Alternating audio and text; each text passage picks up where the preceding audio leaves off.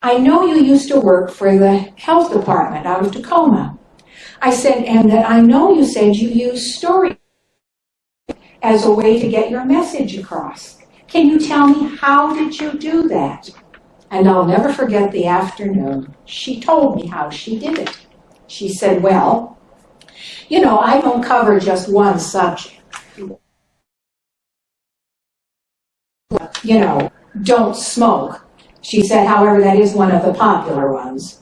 But she said it can be anything from don't wear other people's hats and get head lice, or it can be domestic violence, it can be prenatal care, it can be any one of a number of issues.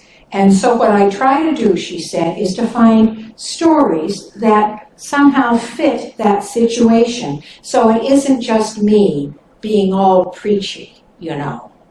And I thought, oh, well, that makes perfect sense. And then I said, so could you give me a little example? She said, sure. She said, this is a story that I heard Jackie Torrance tell years ago. And I knew I could use it in so many different areas of my work.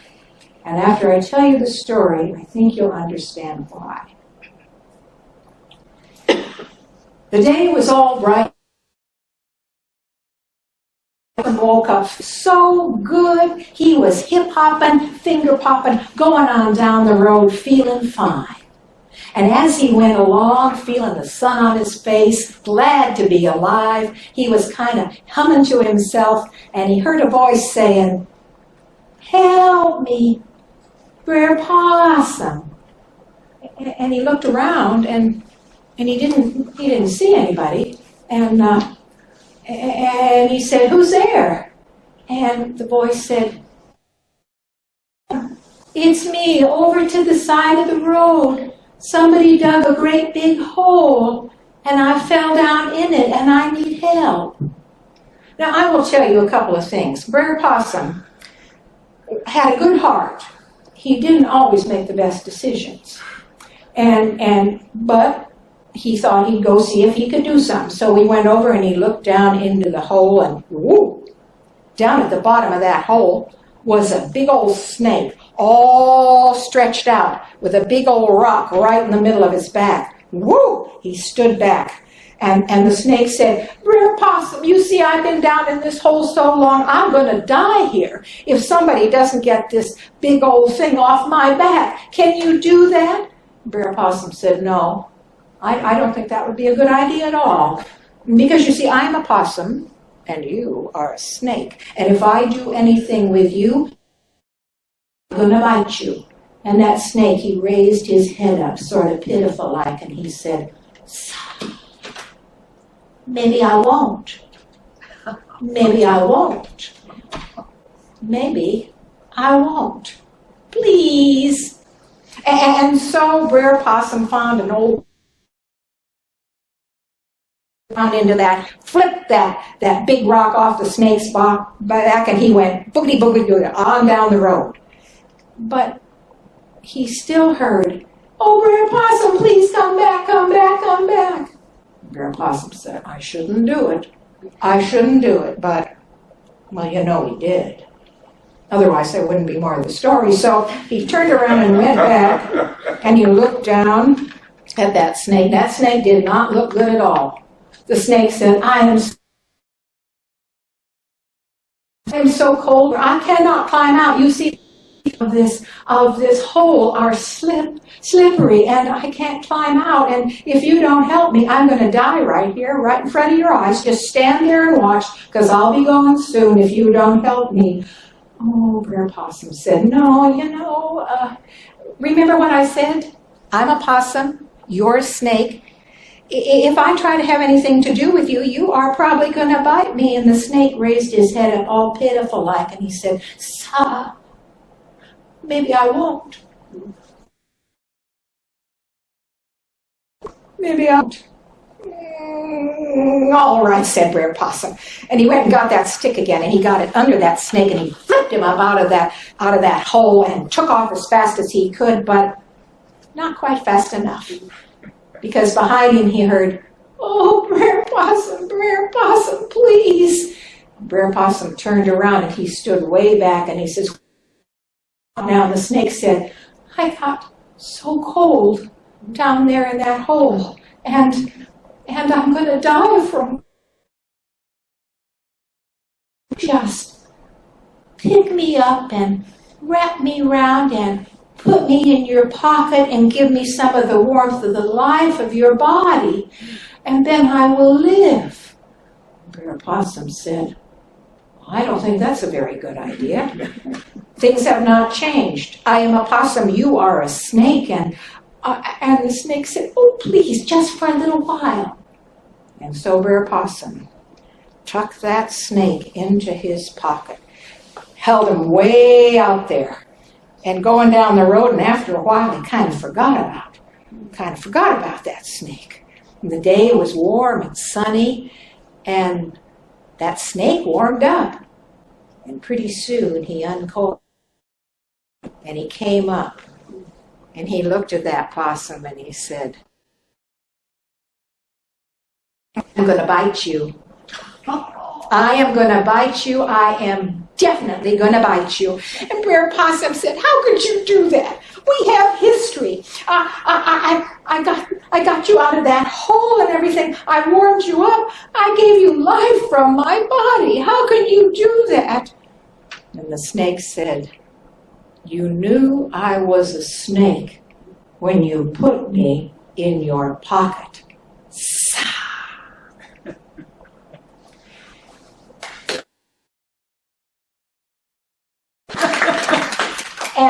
And then Allison said, that can work for so many different aspects of my work, of telling people to do something positive. And if you know it's wrong, well, don't do it. That was like a lovely tutorial on the back roads of Vashon Island on an autumn day. Thank you for setting this up. You needed a longer one. You left the longer one at home. Yeah. Mike. Okay. Oh, there he is. It'll land on the floor anyway. I might as well put it. A little bit while later. Okay. Thank you, Barry. Something like she always thought we would talk about this later. Yeah. But I was like, It's like to go with service. She didn't want to be in it. She put us off. we'd like to hear the story. Yeah, it wasn't effective though. Official, but ineffective. Judith. I'll set a good example. Okay. Judith. Here's the voice.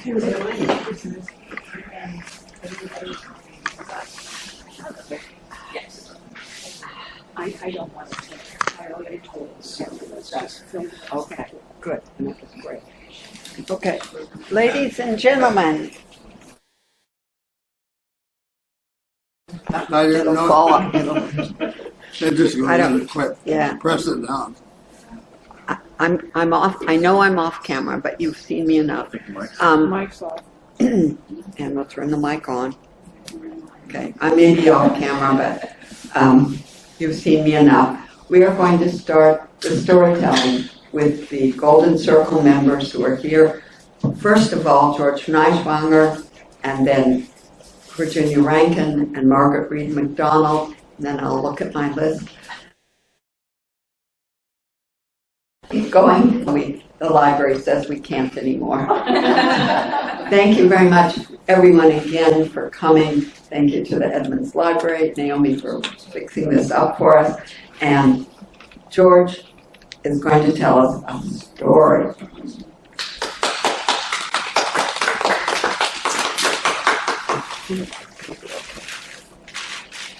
Well, good afternoon, friendly storytelling people that I have known for. I'm glad to see you here now. Storytelling should be an intense international sport.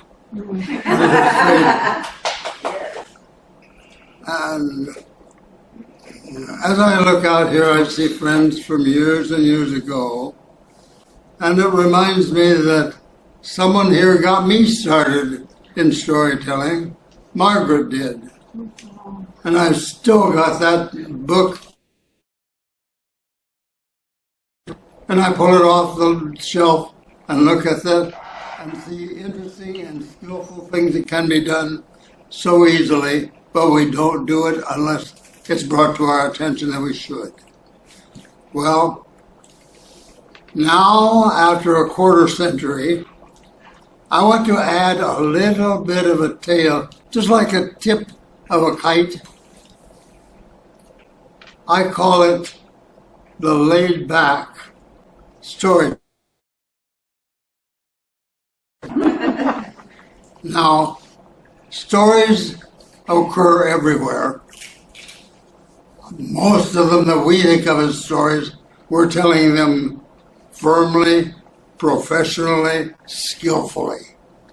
We paid a lot of attention to it. But I want to go back to a much earlier day, and I call it the laid-back system of storytelling. Now, isn't that really how it began anyway? People were sitting around in a circle, chatting, friends in, relatives. The room may have been crowded, but they didn't say, oh yes, you speak first, you speak next. They just talk around until something strikes their attention.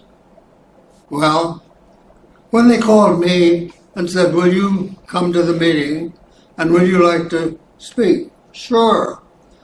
And then they suggested what story I should tell. Okay. You know what? That's the goodness. And so, well, I'm going to tell that same story all over again, all right. I know I will have one listener. Wouldn't you do it for that? Okay. When we started telling stories, they sort of gravitated out of a conversation. You were all sitting around talking, and suddenly one of them turns and says, hey, Gamps, or Dad, such and such. They may know all about it, but they want to hear it again.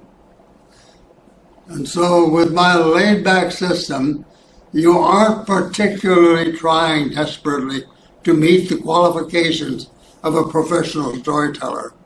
Just get the story told. And so, here it is. I didn't actually remember this story. Well, quite of him. You'll know why. My mother was an excellent cook. Delicious food. But especially what would strike our hearts was desserts. Yeah. Pies. Cakes. We even fried our own donuts and frosted them. Oh, they were good.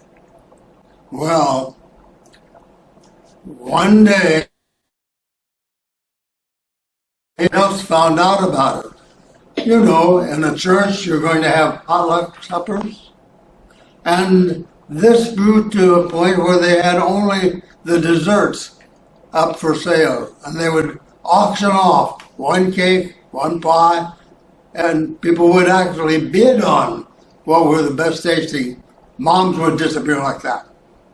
Gone. Well, it became so well known in the church that the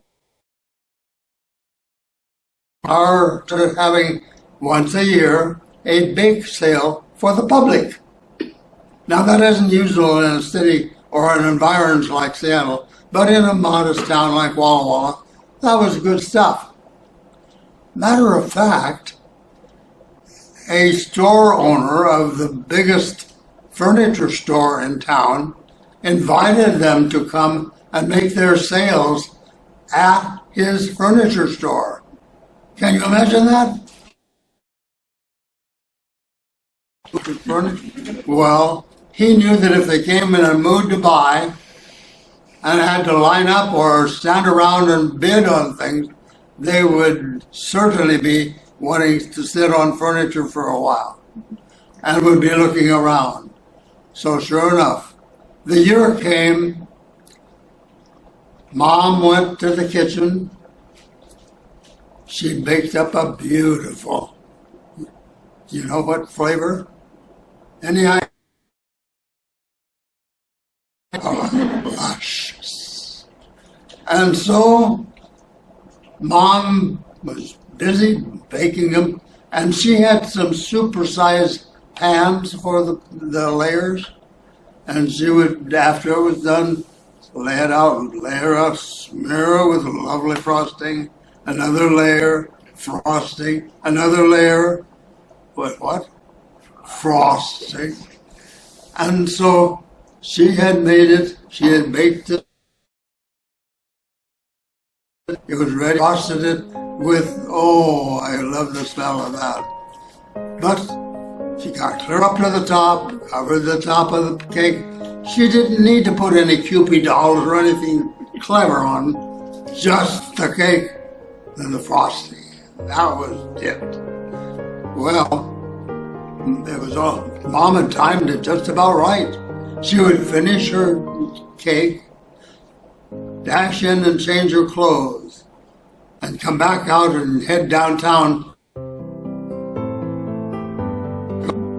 Well, here she was. She took off her apron, put it on a kitchen chair, went to the bedroom, closed the door to make her quick shift out of kitchen person into a sales lady.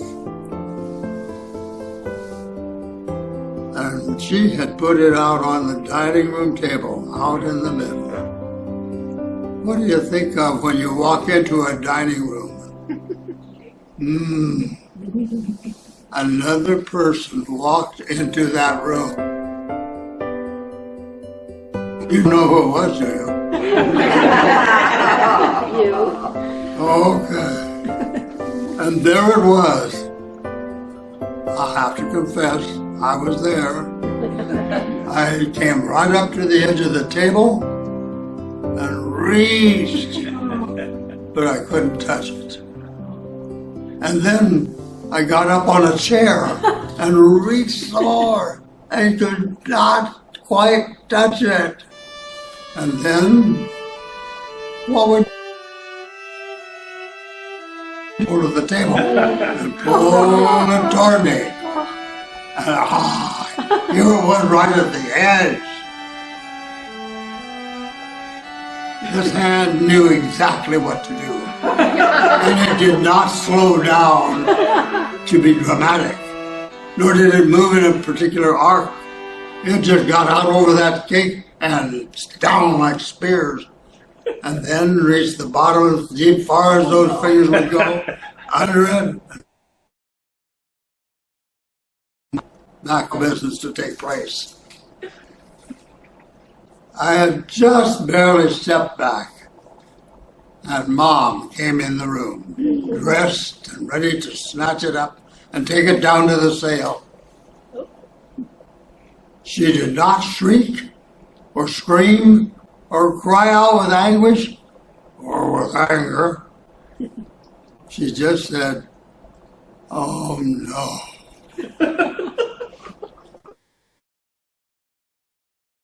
What did I do? She was not going to have time enough to bake another cake. She could not do anything really to replace it. And so she looked over on the stove, and there was the pot with the frosting. There she had way overmade on frosting, and was she ever lucky. She took that pan off the stove, over to the cake with a huge hole in it, and poured the frosting. Cool enough to set up almost right away. She smoothed it all over. You wouldn't be able to tell the difference. She took the cake quickly and dashed out the door before I would have any opportunity. They say it was snapped up the moment she came in the room at the furniture store. And when Mom came home, the whole story was rehearsed at dinner.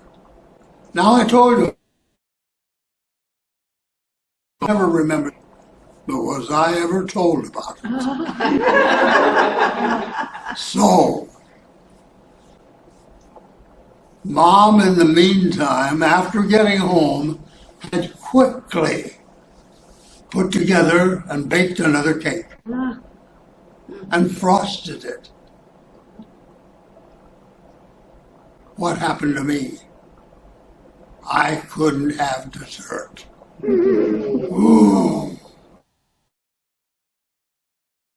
Again. So now our family, when we get together to talk, no, sorry about that. When we used to get together to talk, by now my family has disappeared.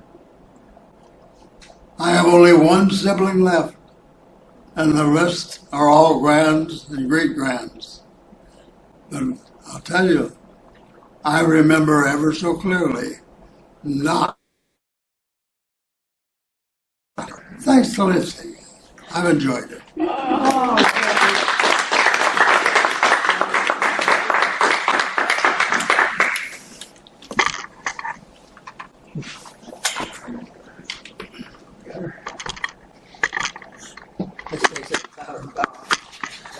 Okay, now, we're done. Somewhere around this. I left out one turn. Yeah. There's cake over here. Have any?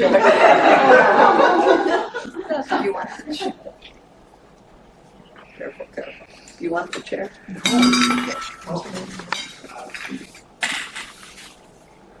Get the mic where she can.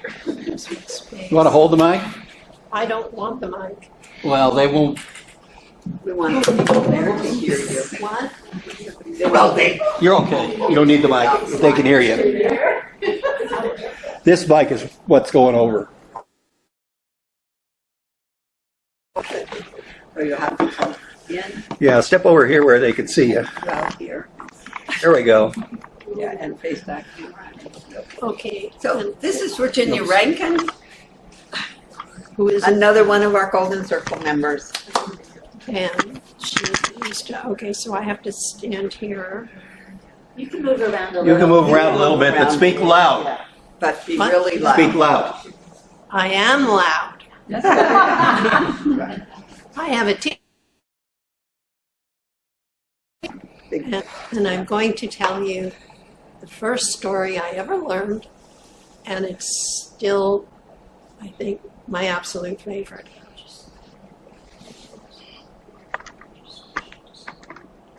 Not loud enough? You're fine. Okay.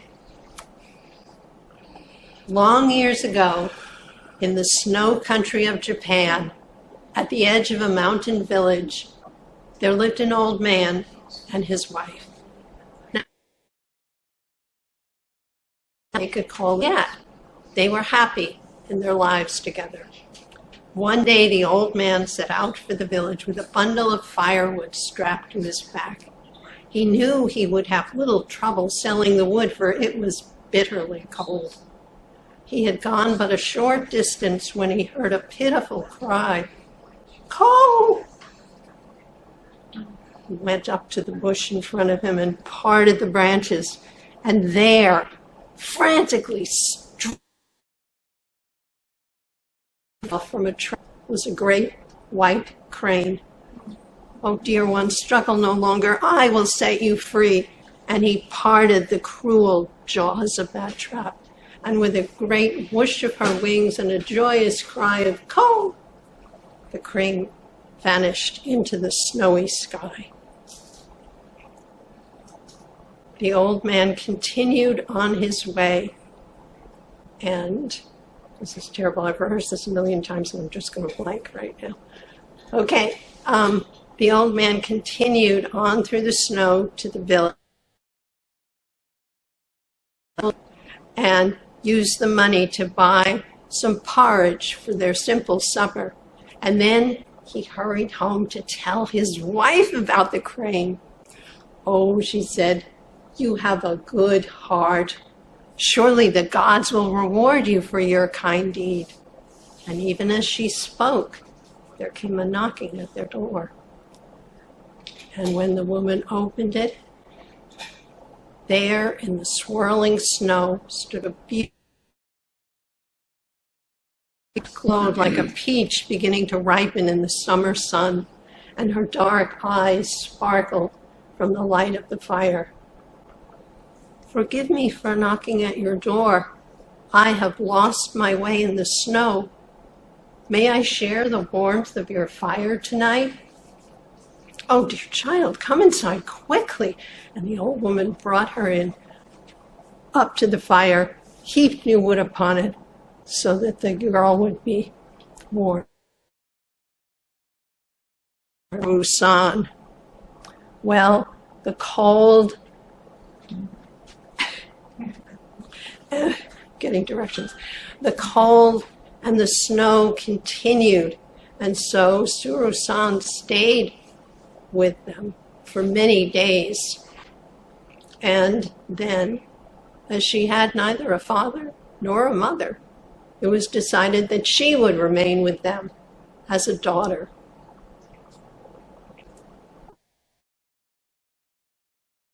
New Year drew near, and Suru-san heard the old couple talking, and they said, "She has brought such joy to our lives.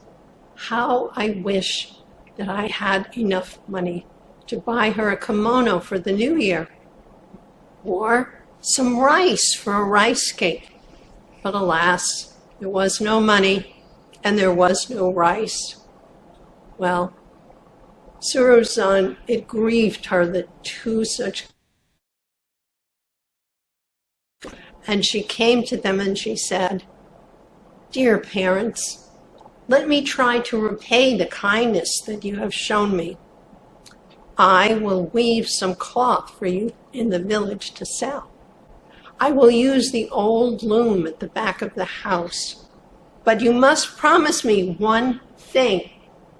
No one is to look at me while I am weaving." Well, it seemed an odd request, but simple enough.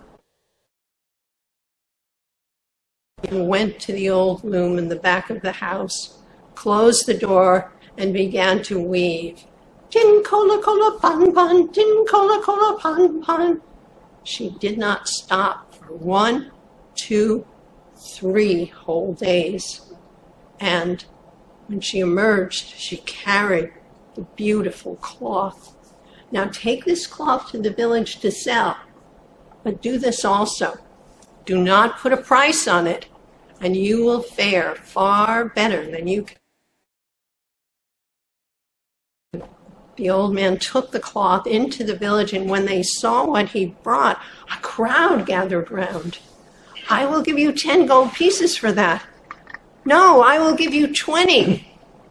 "You would be a fool. That is rare twilled brocade. I will give you 50 gold pieces." And the bidding continued up and up and up. He sold that cloth for 100 pieces of gold, and then he stopped, only long enough to buy for Suru-san and a few delicacies for the new year. And then he hurried home, and his pockets were still jingling with gold. Now still the snow continued. It was bitterly cold, and the old man found that he could no longer reach to cut firewood. What was he to do? I'm sorry, I'm forgetting again. What was he to do? He did not have any more wood or money. David Line? Kira-san said what she could do. Weave more cloth. I will weave more cloth for you to sell in the village. And once again, she made them promise that no one was to look at her while she was weaving. Got herself up at the back of the house. And again, the house rang with the sound of tin cola cola pon pon, tin cola cola pon pon. Well, now, the neighbors had noticed the noise, and a crowd started to gather around. Well, said one neighbor person, is Suru-san weaving again? Soon you will have more gold pieces to hide beneath the floorboards. It is such a curious sound. I see exactly what she is doing. No, no, said the old man. We have promised never to look at her while she is weaving. Well, that's a foolish promise. I would never make such a one to my daughter. What harm can there be in one little look? Well, indeed, the old woman had been thinking much the same thing, and she stepped up to a crack in the door. Oh! In her eyes, there, seated at the loom, was a great white crane, pulling feathers from her breast and miraculously weaving them into cloth. The old woman stepped back, but it was too late. Suru-san emerged, looking thin and pale and carrying the unfinished cloth. Oh, dear parents, I had hoped to stay with you in a true form. It can no longer remain. And she became a crane once more. And with a great whoosh of her wings, she flew up into the sky, circled once, and with a single cry of "Caw," as if to say goodbye, the crane maiden was gone forever. And that's the story. The very first story. Thank you. Thanks, Virginia. Thank you so much. That is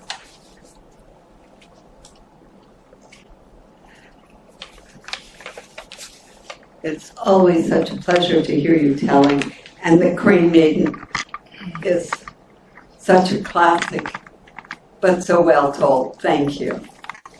I guess Leslie has invited us to an open read event for writers and listeners here on the first Wednesday of every month. You can take a picture of the invitation and come. So that's that. And now we have another Golden Circle member telling a story, Margaret Reed McDonald, our organizer, workshop teacher, author of many, have you reached 100 yet? No, 67. Well, a new one coming out very soon. Oh, good. Do you want this in your hand or not? Okay, I love the way that shuttle was the weaving sound that you did. That was beautiful. Lovely. Well, I wanted to share a Palestinian Arab folk tale, and it comes from a book called Speak Bird, Speak Again by Ibrahim Mohawi and Sharif Kanana. And I retold the story to go in my book, Look Back and See.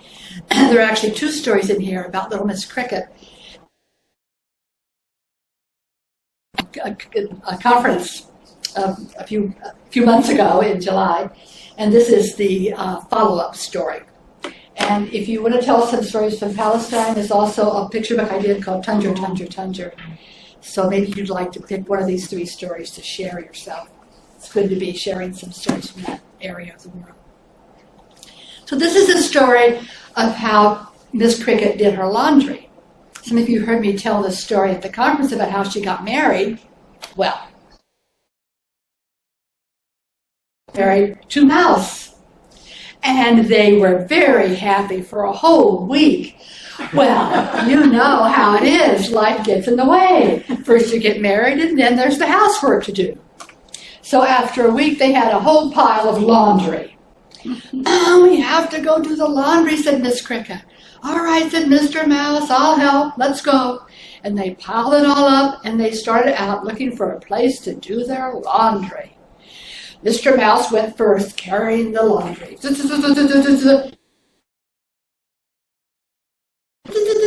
And off they went, clear across the land, all the way to the Sea of Acre, the Mediterranean Sea.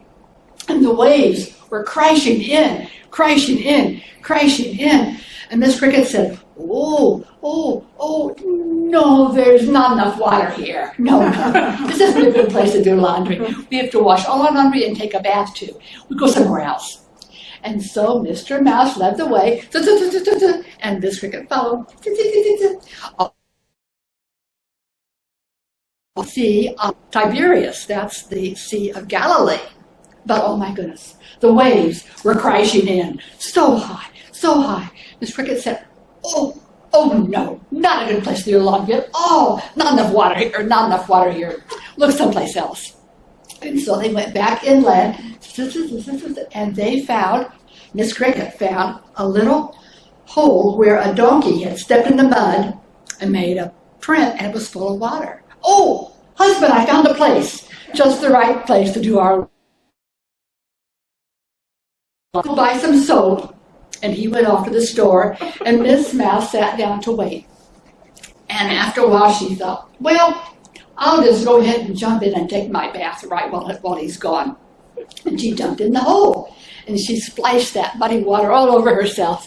Oh, it was so refreshing, and she thought she was getting clean. Oh. And then she finished her bath, and she started to get out, except, oh no, the hole was too deep. Just like in Pat's story, there she was. Help, help! And just then a horseman came by with his bells on his harness jingling. And Miss Cricket called, Uncle, up on your horse, ringing your bell. Go tell the mouse, the lady of the house, into the water fell. The horseman said, I hear a little voice. What am I hearing? Uncle, up on the horse, ringing your bell. Go tell the mouse, the lady of the house, into the water fell. He looked. It's a little cricket, just a little cricket. And he rode off on his horse. And she called after him, and if you don't do it, may your behind stick to your horse. Well, the horseman rode all the way home and started to get down, and his behind was stuck to his horse. He couldn't get off. What? Oh, that little cricket. That's right. I heard her call me. Ala must have heard her cry. And now back to the town calling, Mouse, Mouse, the lady of the house, into the water fell. Mouse, Mouse, the lady of the house, into the water fell. All over town he went calling and calling, and eventually he passed by the shop where the mouse was buying his soap. And the mouse heard, Mouse, Mouse, lady of the house, into the water fell. "Oh," said Mr. Mouse, "that's a message for me. That's my wife." And he grabbed the soap and rushed off to find her. For a moment, the fella right off his horse. "Oh, I guess the mouse got the message," he said. "I can go home now." Little Mouse ran to where Miss Mouse was stuck in the hole. "Oh, my dear, grab onto my ears, I'll pull you out." "I can't reach your ears." "Oh, grab onto my hand, I'll pull you out." "I can't reach your hand either." What to do? Oh, he turned around and dangled his tail in the water. "Grab onto my tail, I'll pull you out." And that was long. Right?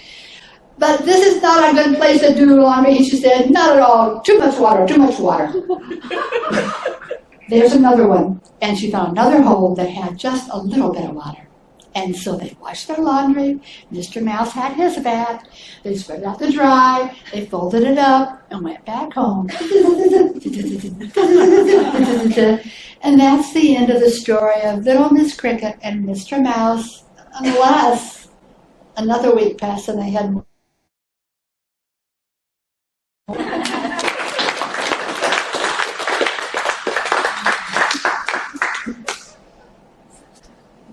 Thank you.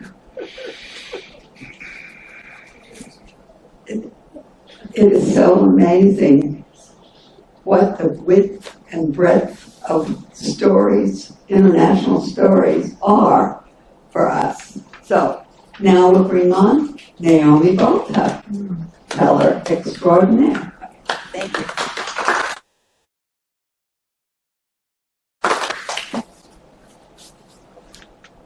I can move. No, you're fine. I'll just... Okay, thank you.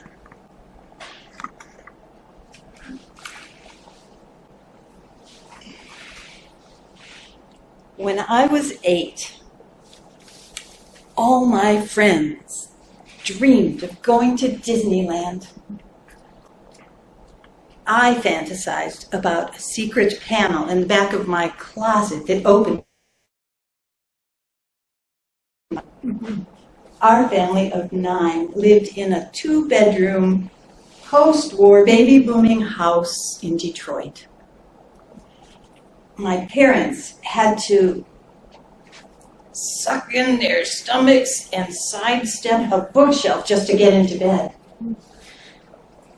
The back porch off their tiny room was enclosed, and that's where the 2 boys slept. I shared a bedroom with 4 older sisters.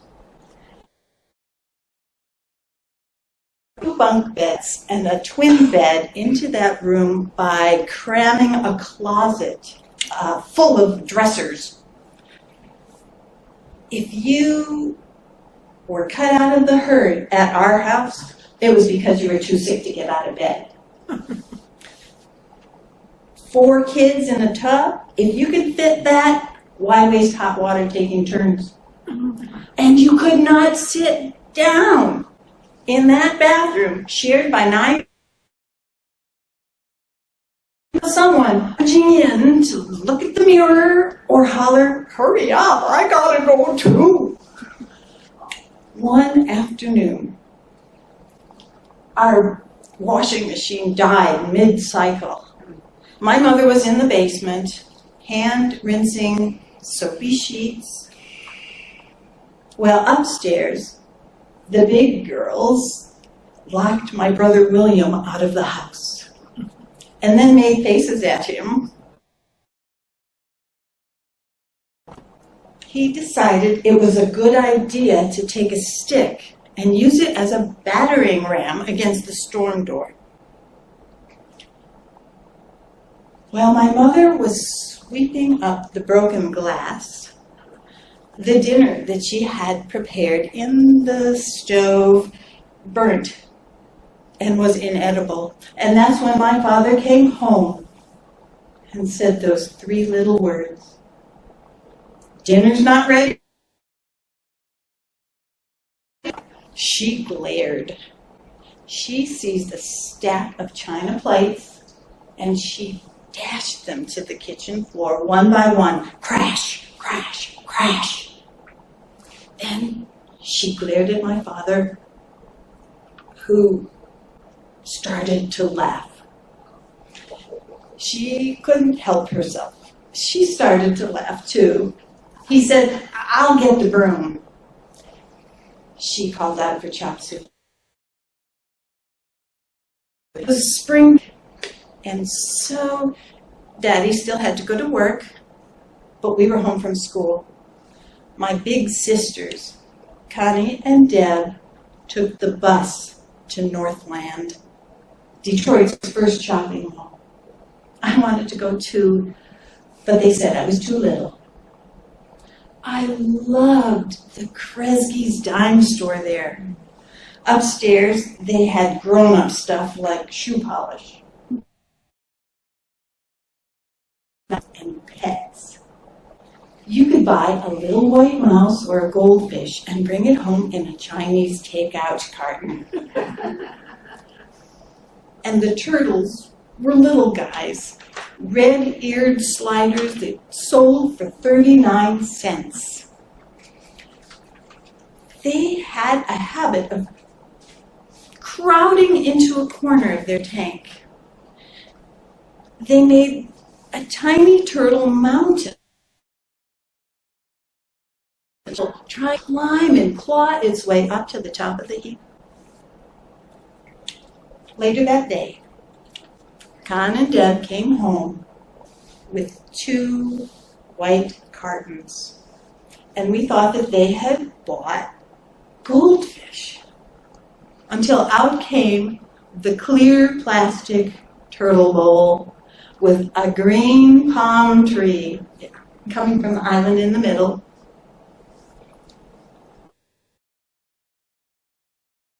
Con holding a tiny little baby turtle. And Napoleon, said Deb, on sale, 17 cents. Oh, I fell in love. Oh, they were incredibly adorable. Plus, they were named after our favorite men from U.N.C.L.E. I ran and found my mom. Mom, I need you. Take me to Northland. It's an emergency. What's so urgent? I need a turtle. You don't need a turtle. You want one. But Mom, they're only 17 cents. I'm cooking dinner. Ask Daddy when he gets home. I love my. I was shy and a little afraid of him. He was gone all week, working at the Social Security office, and then he moonlighted at a camera store on weekends. When he was home, sometimes he baked cookies. Sometimes he helped us carve pumpkins. At the beach, he was the one who got into the water with us. And he was the one who went out into the snow. His head on his shoulders. But he was also the one who rubbed our puppy's nose in the pea puddle after an accident. And when we splashed water out of the tub onto the bathroom floor, he was the one who spanked us. The spanking never hurt, but I was terrified, standing in line behind my sisters, waiting for my turn. I watched my sisters setting up the turtle bowl and heard the car door slam. When my dad came home from work, he left a trail in the living room. First off came the suit coat slung over the back of the couch, then the tie, then the shoes, and sometimes the pants. I had to catch him before the pants came off. I ran to the door. Turtles, 17 cents, I want one too. Mom said I should ask you to take me to Northland to buy a turtle. Daddy looked at my mom, standing in the kitchen doorway, watching. And he said, "How much did you say they cost?" Almost all of my memories of him, good or bad, my siblings. But that day, I sat in the front seat of the VW bus next to my daddy on the way to buy a turtle. But when we got there, they were all sold out. "Are you going to get some more?" asked my father of the sales clerk. "Sale ends today," he was told. "How about a goldfish?" The algae had 100 goldfish swimming in that tank. But a goldfish would never get me membership into the big girls club. I really just wanted a turtle. Well, we tried. Walking through the mall, on our way to the car, I felt just like on the heap. I would never run with the pack, never catch up. I was doomed to be a little kid for the rest of my life. And then Daddy stopped in front of a store that I had never been in. The week before Easter, the Russell Stover candy shop was brimming full of chocolate bunnies and baskets in cellophane grass. He bought me a chocolate-covered egg wrapped in shiny pink paper. So fancy. In the car, I took a taste of maple creamy goodness. Daddy looked down and said, "How about a taste?" I held that egg up so that he could lean over and take a bite. "That is good. Better not tell the other kids. It'll be our secret." I kept that secret well into adulthood. Perhaps it was my way of honoring what turned out to be his parting gift. 6 weeks later, we buried my father. But looking back, was filled to the rafters with kids and chaos. Washing machines, plumbing, and parents were overworked. Windows, dishes, even hearts were broken. But at our house, there was still just enough love to go around.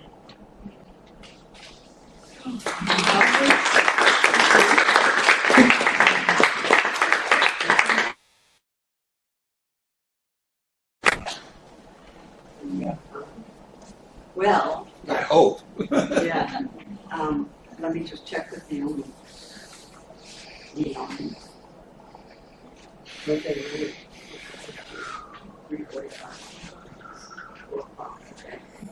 So, Barry's going to tell us the story.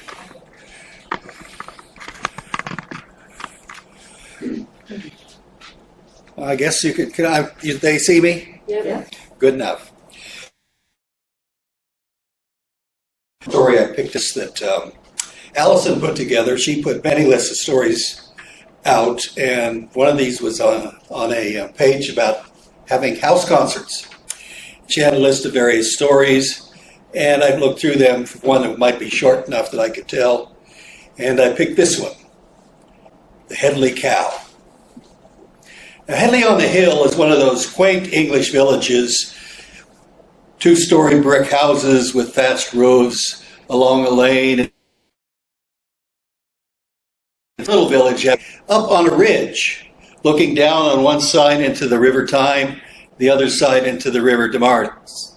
And you could look out from there and you could see Scotland in the distance.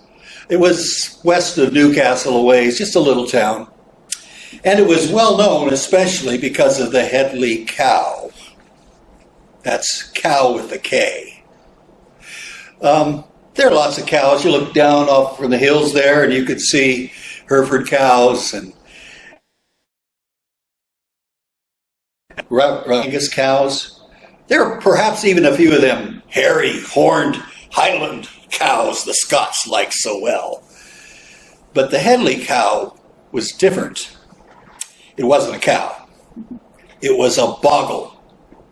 Boggles are those mysterious, mischievous, prank-playing creatures that get great pleasure out of perplexing humans and laughing at them. And their boggles were known for doing all kinds with some of the things it had done. One time it pretended to be a milk cow, and the poor milkmaid chased it all over the pasture for about an hour and a half before she finally snared it.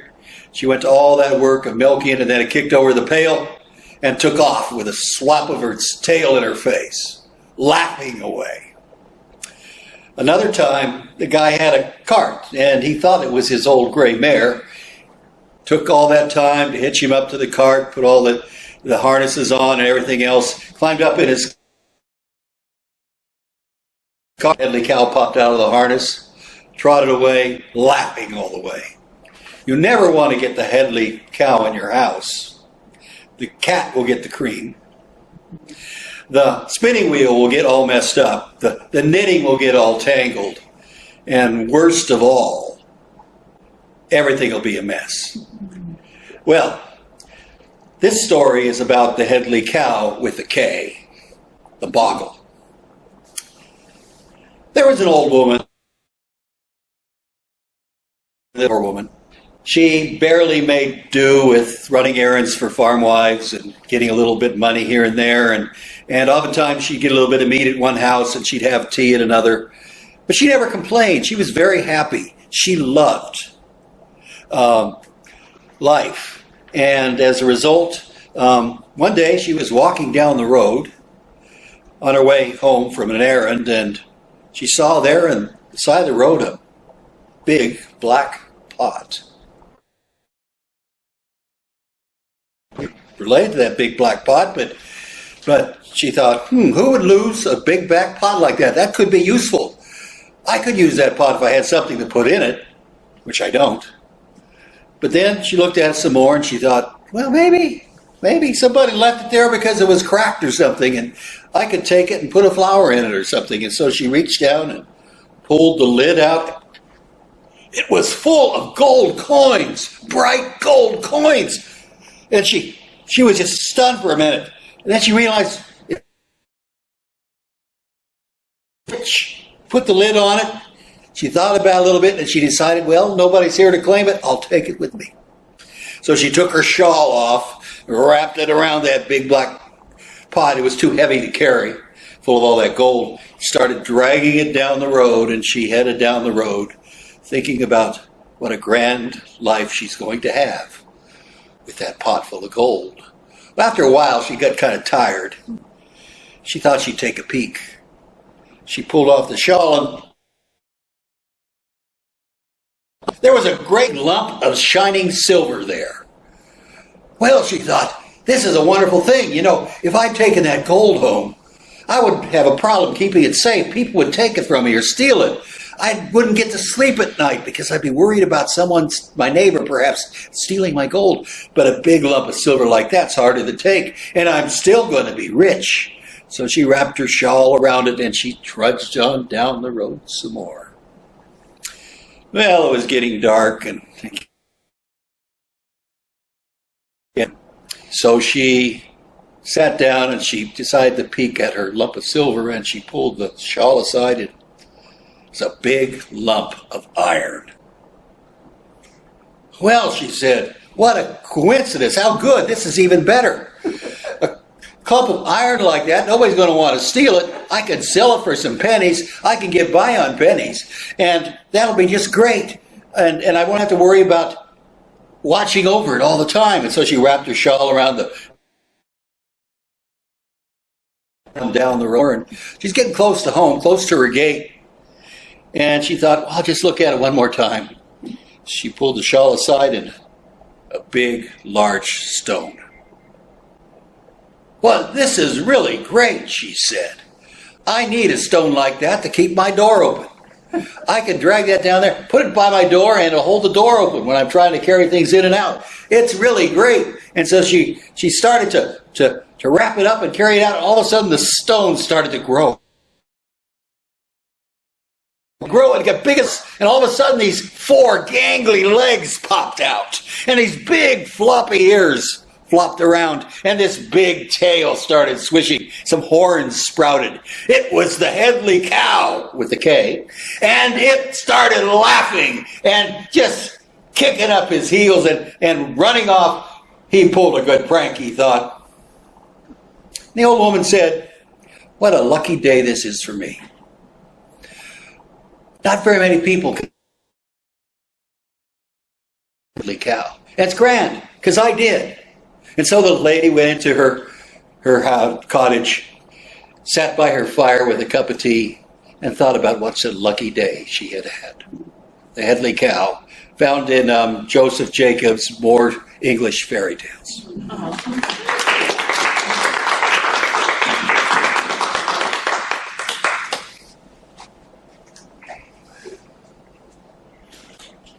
Now, Naomi checked, and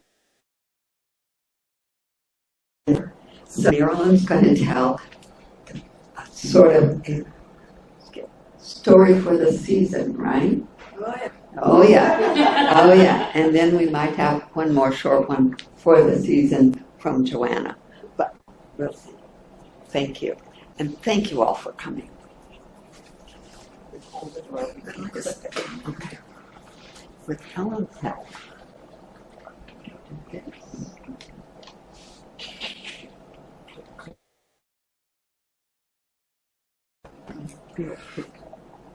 She'll probably get it up in her mouth. Terrific. Now, is that too high? Is that good?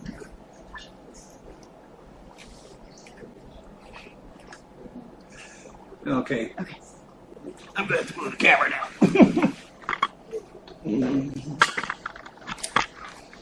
This story is about cat ladies, not the kind you hear on TV. Pat Peterson. And not Pat Peterson. My reputation does precede me.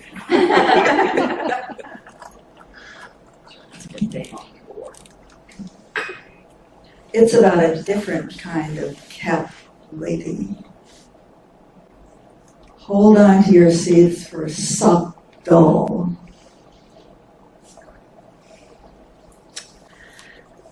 Now Jack wasn't afraid. He didn't care. He was brave.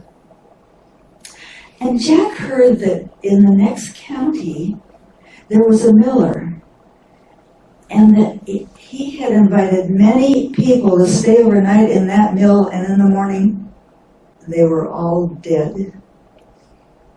But that miller would pay a bag of gold to anybody that could stay there, and Jack needed money, and he said, I'll do it.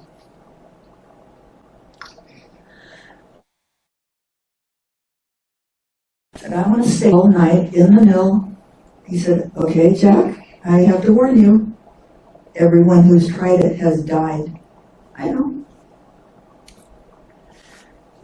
So he set Jack up in that mill. He got wood for a fire, and he got a bag of food for Jack, and Jack was getting all cozy, and he looked in the bag, and there was a ham bone, but it had quite a bit of meat on it, so Jack cut off the meat with his knife. He had a very good knife. A knife, and he had honed, so it was really sharp. So Jack built a fire in the fireplace. That mill was a great big room. At one end there was a fireplace, and at the other end there was the big stone mill wheel that went around, and outside of that was the water wheel that took that water around. And up, way up high, were 12 little windows.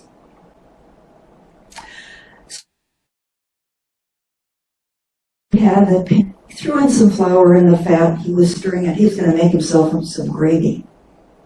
He was stirring that gravy, and then all of a sudden, a black cat jumped up in one of those windows. Well, said Jack, I see I've got company. And then another cat.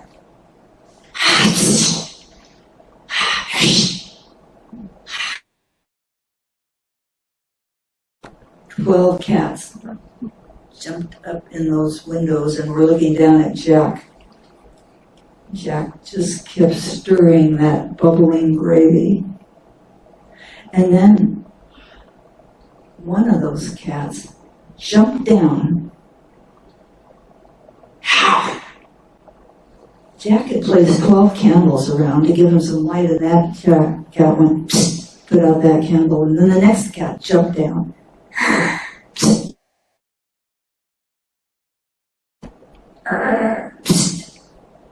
12 of them jumped down, and the biggest cat of all jumped down. Jack said, well, I see I've got company.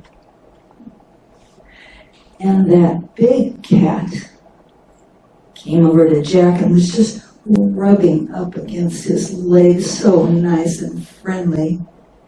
And then that cat reached up and he started to put his paw. He said, Saul, and Jack said, you keep your doll out of my sup. And the cat just rubbed up like he wanted to be friends, and then he reached up and tried to put his hand in the gravy. Sup, doll, the cat said. Don't you put your doll in my sup. And then the cat was friendly, rubbing against Jack, and then once more he put his paw and took out his knife and he cut off that paw. That cat jumped right out of the window, and then all those cats jumped right out of those windows. And then Jack looked down at his frying pan, and it wasn't a cat's paw. It was a woman's hand, a left hand with a ring on it. Well, I see what I see, said Jack. And the next morning, in a sack, and he went up to the miller's house. He said to the miller, excuse me, I'd like to talk to your wife, if I may. Oh, my wife, she's in bed. She hurt her hand last night. He said, I'll just be a minute. Okay. He took Jack up there, and she was all covered with blankets. And he said, excuse me, ma'am, but I'd like to see your left hand. No, excuse me, I want to see your left hand. She reached out her right hand again. I need to see that left hand. He pulled the blanket away and he pulled out her left hand, and there wasn't any left hand. And he said, now, you need to tell me where you keep that cat skin you were wearing. Names of those other women that were cats. She pointed to the dresser drawer, and he opened that drawer and he took out that cat skin. He stuffed it into the sack that the hand was in. He said, now, the names of those other women, please, or I might have to show your husband that hand. And so she gave him the name of all those other 11 women. And he went to those up and down the neighborhood or through the town to all of those women. He asked skins. And they gave it to him.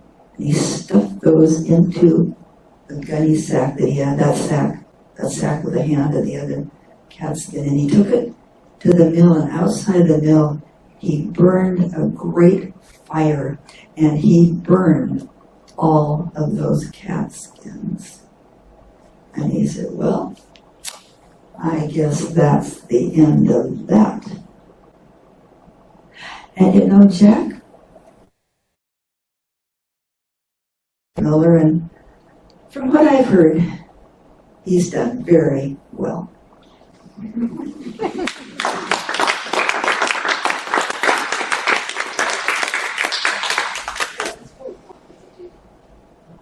It's 4 o'clock. Do you want to go? They're okay. Okay. I promise them cookies. It's very true. Joanna tells me she's just moved to Renton after many adventures in an RV. But this is also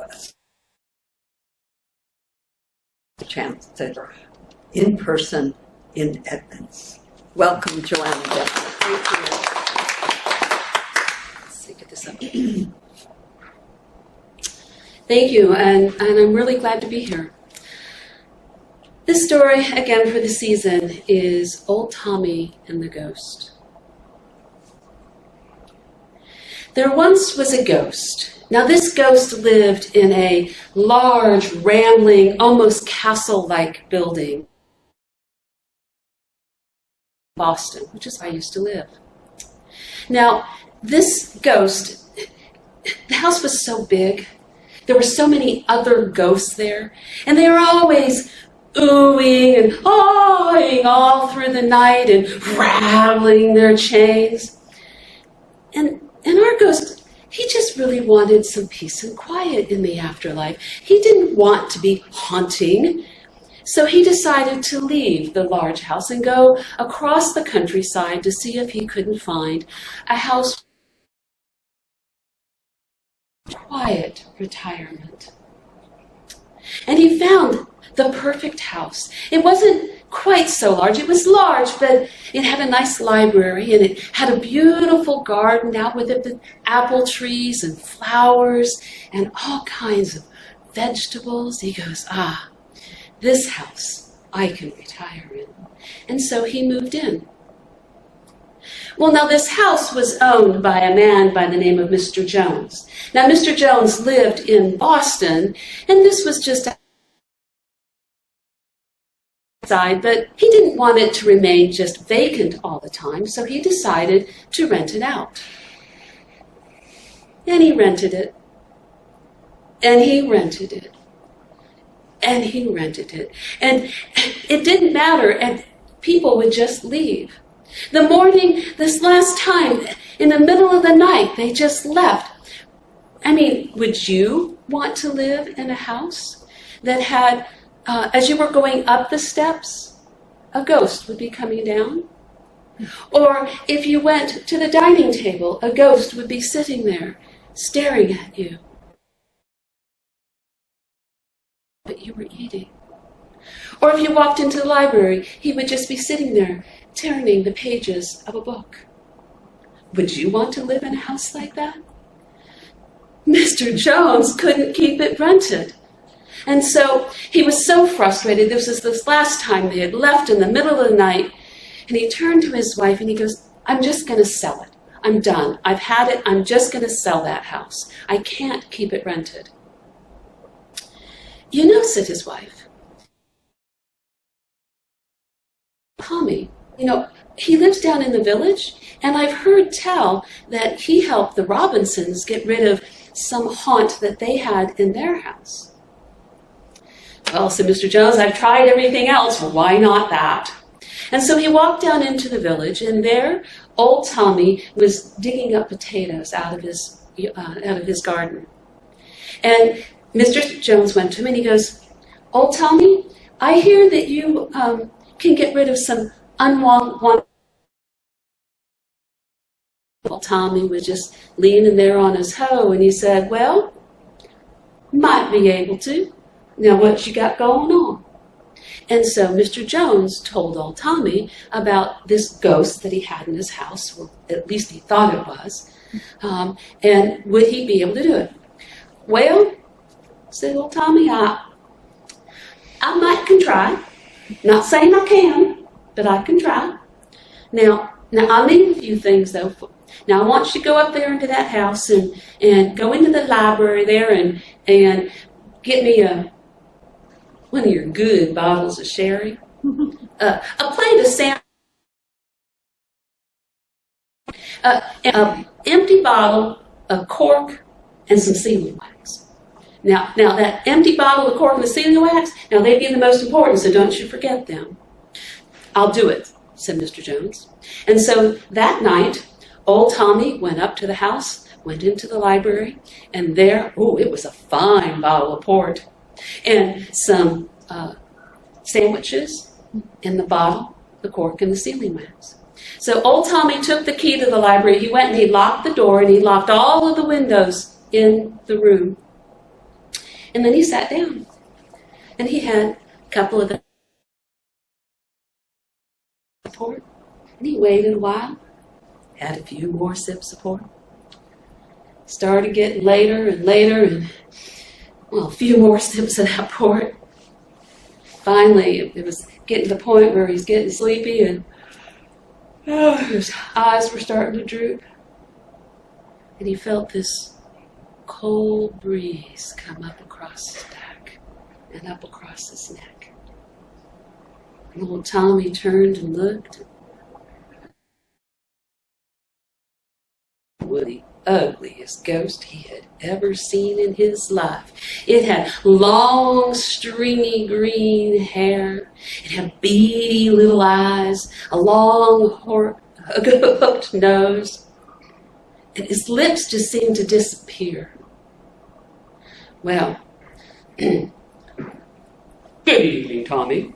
And how are you this fine night? Well, said old Tommy, I'm doing mighty fine. How is it that you know everything?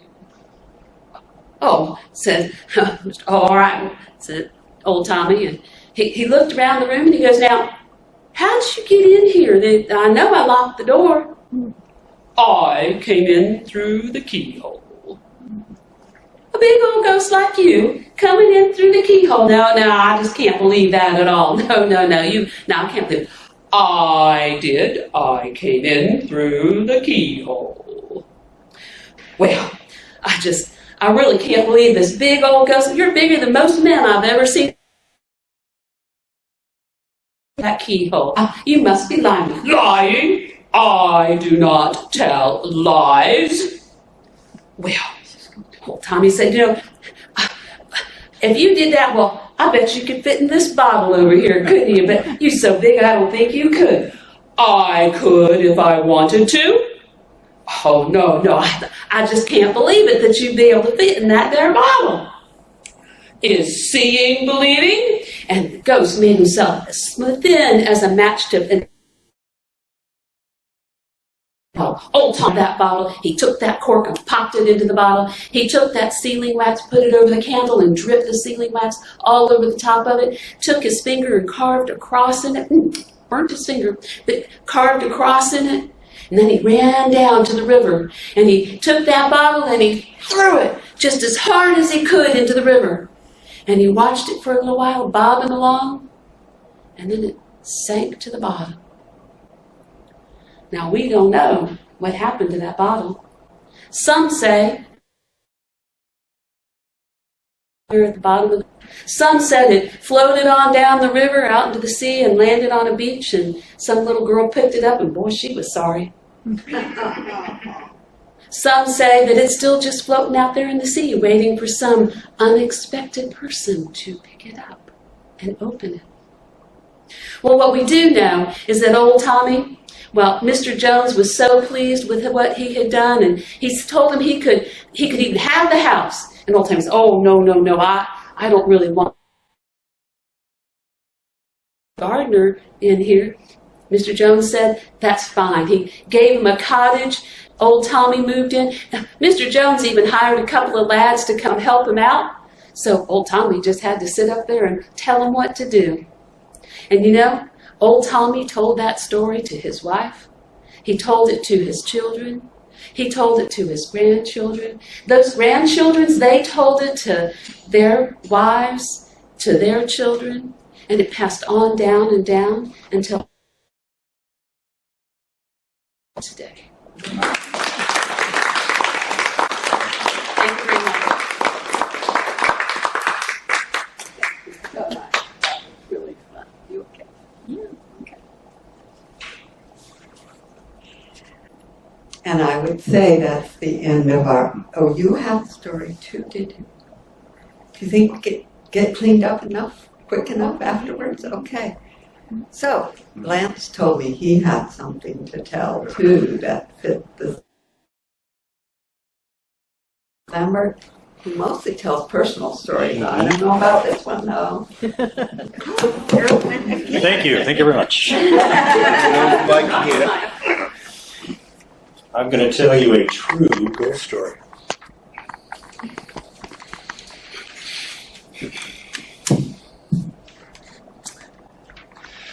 My friend Ted was a car guy like me. I am into old cars. I love driving cars that are at least 50 or 60 years old. Well, Ted, Chevrolet. And Ted was the guy that you look, I don't know if you people do this, but you look at your circle of friends and you're thinking, you know, we're getting on in years and so is, I don't think they've got much longer, and so, man, they're in great shape. They're going to last forever. Well, that was Ted. He was buff, healthy, a real smart ass, very funny, gave me a rough time all the time, but it was, the insults were so funny. Well, he was the guy who was going to end up being as old as George. And one day I got a phone call, and it was from his wife. And she said, Ted passed away a couple days ago in his sleep. And Ted was 70 at the time. Ted, he had a company called Ted's Carpets. Ted always wore a white t-shirt, tight, and he had his arms bulged in it, said Ted's Carpets, and blue jeans. So she tells me that Ted had passed peacefully in his sleep and asked if I would speak at his service, give a eulogy at his service. So I said I'd be happy and honored to do that. The day came, and it was a church in Kirkland, a Catholic church. The parking lot looked like the best car show in town. It was just packed full of old cars. All his car buddies were there. I had no idea what I was going to say.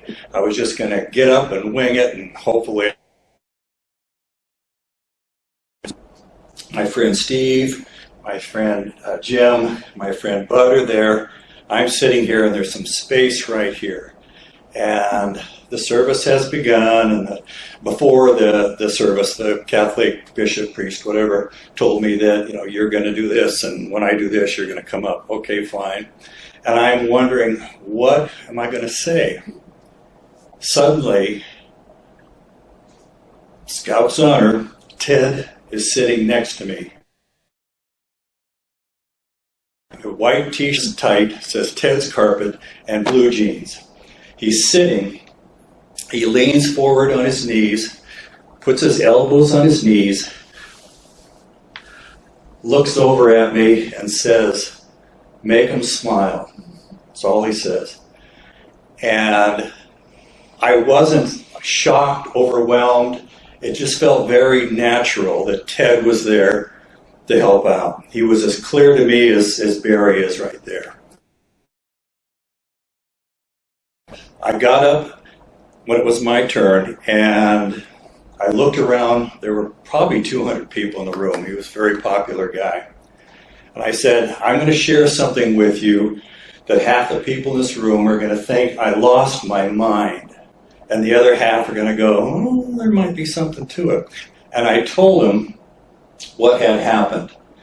And They appreciated it, they tolerated it, they enthusiastically listened to it, and when my time was up, I sat back down. At the reception afterwards, a few people came up and said, thank you, and I understood. About 2 days later, I got a phone call from Ted's daughter expressing her appreciation of me sharing that story, and she said, at the gravesite, when we put Ted's coffin slowly into the ground, she said, I looked up, and about 200 feet away, there was a hedge, and Ted was. She appreciated my story, believed my story, and thanked me for making it a little bit easier for her. Thank you.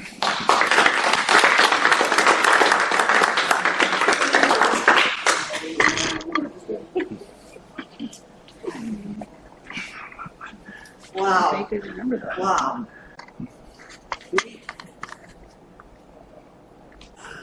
We have had a range of stories from everyone, and I'm sorry. But we would have time if Ellen wanted to do you it. sure? Sure. So, Cookies. Will. Cookies take care of it. Ready? Okay. Thank you for being such great listeners. It's so fun to have stories in person after all this time. And remember, put November 9th on your calendar to come back and hear Lenore. And thank you all for coming. Ellen Wanless, who's took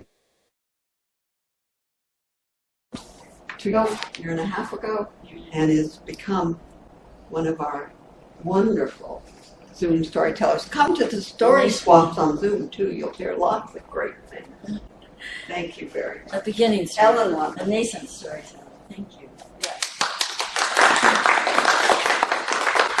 Oh, what a treat to hear everyone, and how interesting. I've never spoken into a mic before, and I hear that I can't hear if I'm speaking into it. But what a treat to be here and learn about Allison and hear all these stories. And when Judith asked if I said, even though this was 2 days ago, and I don't have a back pocket full of tales and legends yet to just whip out and tell. So I looked through, a little higher. Oops, other one. How's that? Good. Oh, now I hear myself. Oh, yeah. Ah, okay. So I looked through my mind's eye of the stories I have been telling over the years, some personal stories, and I picked out a set inspired by Marty and her. This was a period of time when I was in high school, and I was starting to learn and observe that if a story was, if something that not true was told really, really well, it was believable. And I thought, wow, how fascinating. I wonder if I could do this. Now, my friends would call me a liar, but I thought, no, I'm a storyteller. A liar is someone who's mean and nasty and wants to get ahead by devious means. And I just wanted to see if I could tell something that wasn't true, but it was believable. In the Wolf, I had a method, and my friends knew I would always tell the truth if they asked me 3 times. Did that really happen? Yeah. Did that really happen? Yeah. Did that really happen? No. What was the story? So I was safe. So the first story I'll tell what happened in chemistry. Now chemistry I loved, but some classes I didn't. So I always had an over-the-shoulder bag full of trinkets to keep me awake. Even though I loved it, the teacher was just droning on like an airplane, and I said, uh-oh, when I looked in my bag, and there I pulled out a Band-Aid and put it across my nose. Psst, Zach from 3 seats over, what'd you do to your nose? I bit myself. Suddenly everyone in the back row looked at me. What? Yeah, my grandmother's visiting, which she wasn't. My grandmother's visiting. She has a pair of dentures. They were on the bathroom sink, and to see if they were weight in gold, and they certainly are.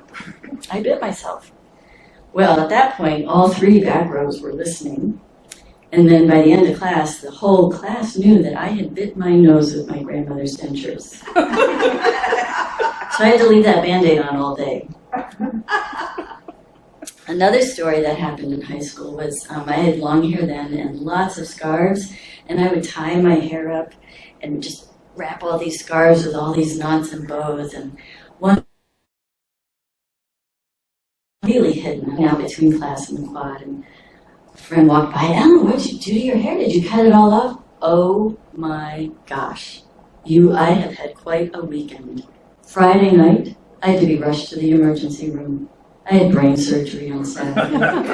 Oh, my friend was so upset. Oh my goodness, I can't believe it. Are you okay? And I'm thinking to myself, hello, as someone who's had brain surgery is not going to be here 2 days later. Come on, wake up, use your head. I couldn't believe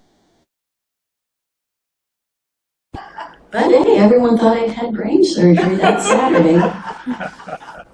So then the last tale I'll leave you with was towards the end of the school year, I was wearing a shirt I found at the Goodwill, a t-shirt that said National Junior Tennis Champion. Oh, that sounded nice, didn't it? So I'm wearing this shirt, and my best friend from junior high, we'd kind of gone our separate ways in high school, but she saw me wearing that. She said, I didn't know you were a junior tennis champion. Oh my gosh, you didn't? Well, and I regaled her with this tournament and that tournament. Way to Chicago, one where I became the national junior tennis champion. And in my head, I'm like, Barbie, you knew me in junior high school. I didn't play tennis. Why are you believing me? Use your head. But she didn't. I don't know if to this day she might still think I'm the national junior tennis champion.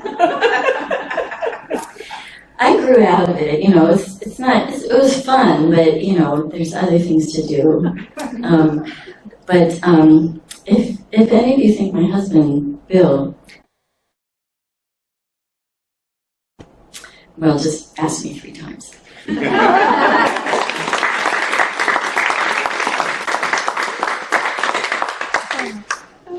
think he's listening. Yeah. His name is up there.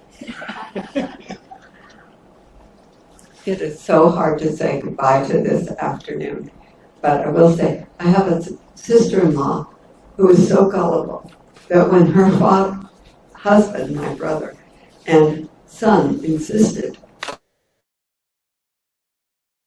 dictionary times, she went to the dictionary to check it out. But thank you all for coming, and thank you for those of you who expected to go home a half an hour ago for hanging in there. Really appreciate it, and enjoy your holiday, and come back on November 9th.